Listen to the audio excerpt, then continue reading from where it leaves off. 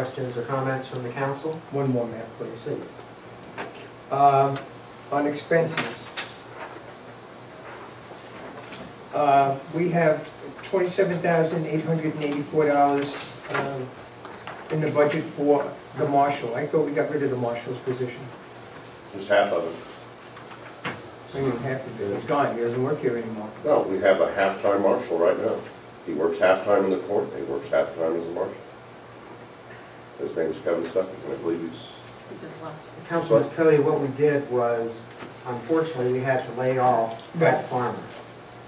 But what we did is agree with the court that we would split the salary of Kevin Stuckey between the court and the town. So you will see when you look at the court's personnel budget, a reduction in Mr. Stuckey's salary, but we're continuing to keep half of his salary in the town's budget.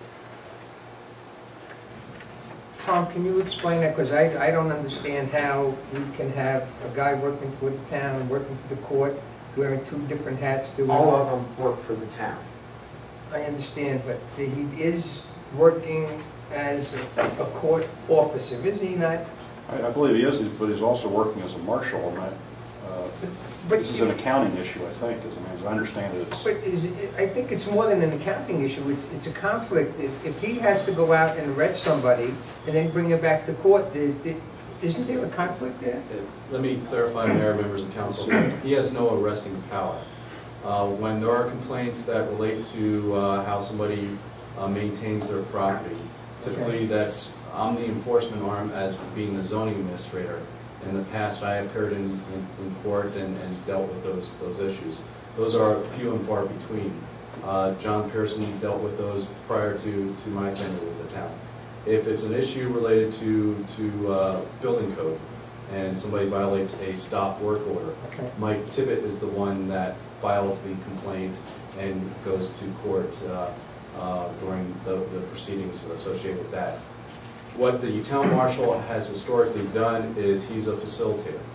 When there's issues that pop up, such as somebody has a barking dog and a neighbor complains about the barking dog, he gets in and tries to facilitate a solution between the property owners and works with those issues. So it's a code enforcement, but more so a facilitator type of position. I don't know of any time in my years with the town that the town marshal actually was in front of the judge representing anything. Typically it's me, it's Mike Tibbet that deal with those issues, because those, you reach impasses and it's enforcing the respective code or ordinance. So he has no police powers? He has, no, it's MCSO that would be the legal arm there when it comes down to arresting somebody. So if he did, could he be called to testify in court?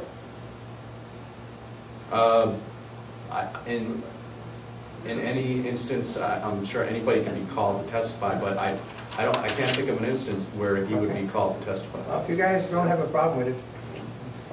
Again, Judge Spall and I discussed this at length, and the judge, and I trust his legal judgment, said I can make this work and it will work and it'll be kosher.